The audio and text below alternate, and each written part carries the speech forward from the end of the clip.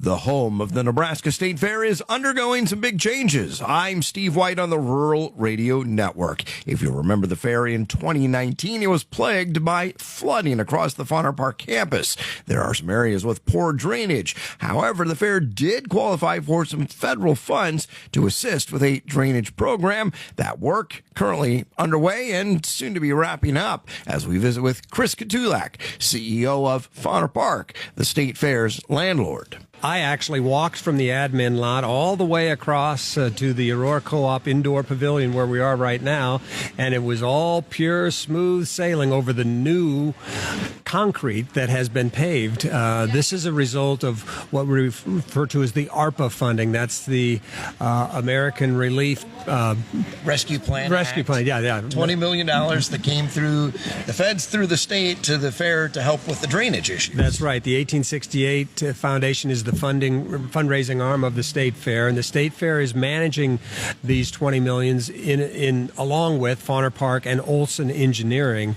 And so for years we've had to consider what we want to do, what's within the budget, what makes sense, and then we need to get it done, and we're in the process of getting that done. But we're grateful because Fonner Park is going to get a beautiful new south parking lot. Now that doesn't sound that sexy as a parking lot, but it's very important because everything is centered around stormwater, and we know stormwater has affected the fair. It affects everyone, and with the new drainage, we believe we're addressing that, and Fonner gets a new parking lot out of it. We had to utilize that $20 million as best we could, and sadly, it doesn't go that far, $20 million. We would have liked to maybe have done a few more things that we couldn't, but the campus continues to evolve. Certainly, we're the home of the Nebraska State Fair. We're here for the Hall County Fair, which I call Grand Island's first fair because it did precede the State Fair coming here.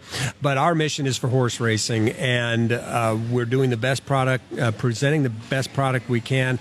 We had a good racing season. Anybody that attends our races just is wowed with the vibe that we have. I call it the Fonner vibe, and you can feel it, Steve, whether you're working or playing here. You see what takes place here, not just at the races, but campus-wide. Yeah, and then with the addition of the casino resort that came on this spring, that all comes back to that horse racing component. That's why we do that. I forgot about that thing, the casino. I know, people might have noticed that. Yes, they are enabling us to do things that we would never have dreamt possible.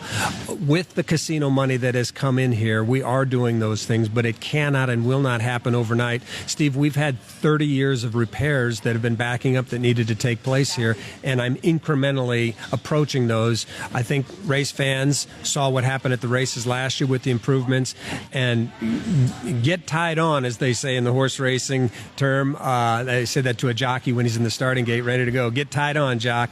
But get tied on, folks, because when you come to the Fonner 2026, you are going to see some more new things that I think you'll be very happy with. Well, and hopefully you'll be able to put some money into purses, support the horsemen. You've been working with even folks like Nebraska Extension through the University of Animal Science, trying to promote, we need Nebraska horsemen. That'd be something we would love to continue to develop. Right.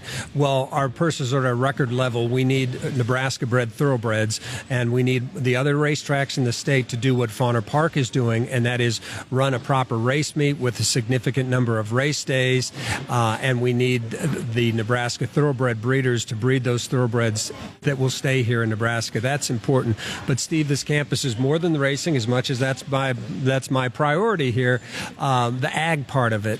One thing we're trying to do with GILCA, which is the Grand Island Livestock Complex Authority, is find some funding for that, because all of our competition in the surrounding states, and when I say surrounding states, I mean South Dakota, Wyoming, Colorado, Kansas, Iowa, and beyond, the perimeter states to those states I've mentioned, they all get funding, whether it's a state line item, a subsidy that comes to them, or there's a tax element to it. And Fonner Park, Grand Island, and the Fonner Park campus gets next to nothing. If it wasn't for what the EDC and the tourism, Grow Grand Island, and Brad Mellema and his terrific efforts, some of these shows we couldn't even get here because they provide a subsidy. But we need more than that because, again, we have a facility that while people love to come here, it needs care and attention, and somebody's got to pay the insurance, and that's us too. Right, and that's one of those things where there's pretty stiff competition from some other facilities that put some money into those shows, and you want to be able to continue to bring some of those junior national livestock shows or the goats that have been here and those kinds of things that can use these facilities and bring people to the community. And those families, they'll leave the farm and come here and spend a week in Grand Island, load up the trailer, bring their livestock here, and that's good money. Absolutely, and we have done the economic impacts. And last year, the Hereford Show created roughly $1.5 million in tax revenue for the city of Grand Island, and then that Australian Shepherd Dog Show did the same thing. It was roughly $1.5 million. So this is a hard fact, and we want the city, the state, to understand this isn't just a subsidy for something that is nice to have. It's an amenity. It's good for quality of life. This brings money right back into the city. That's Chris Kotulak, CEO of Fonner Park. I'm Steve White on the Rural Radio Network.